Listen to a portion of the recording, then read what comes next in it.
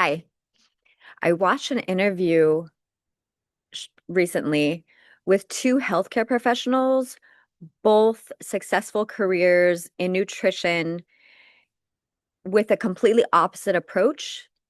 One was primarily plant-based, helping their patients heal, and one was primarily meat-based, helping their patients heal. So as I said, both successful, both getting great results.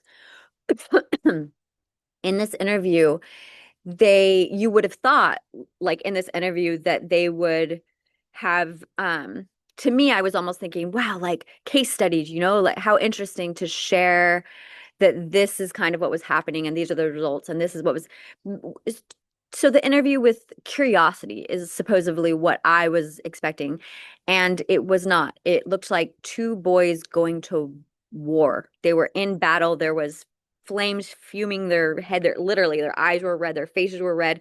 They were so angry, like defending their you know, they obviously felt threatened. The other success meant that they felt threatened.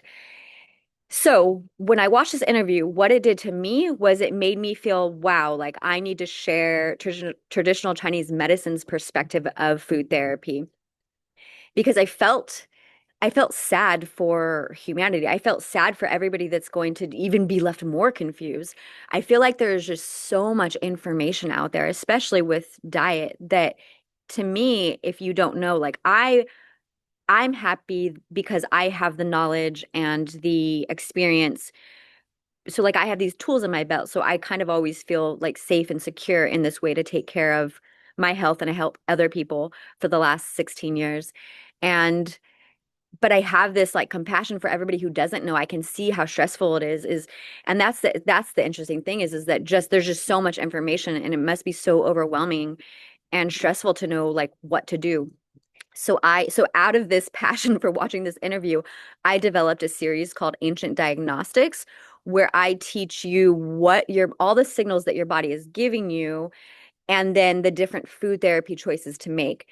So within our field, traditional Chinese medicine, the way we approach food is like non-biased. It doesn't matter, there's no categories. So there's no like protein or carbs or none of that exists. It's that all food is medicine and all food has an energetics to it.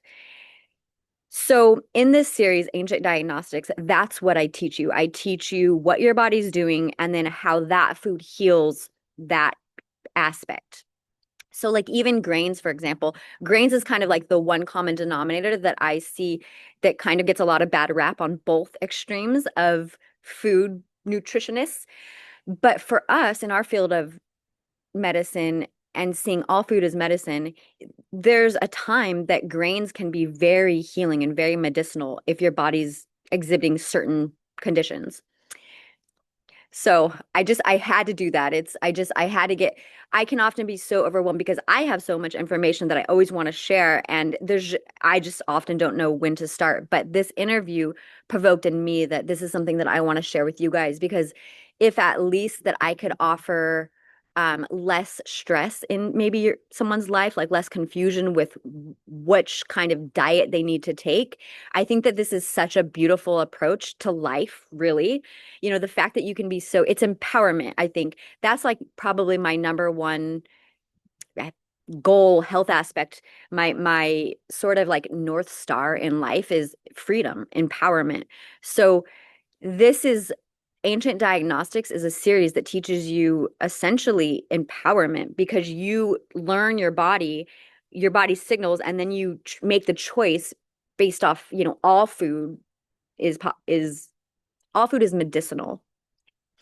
So you can get the series Ancient Diagnostics on the website, and I'll link it and all.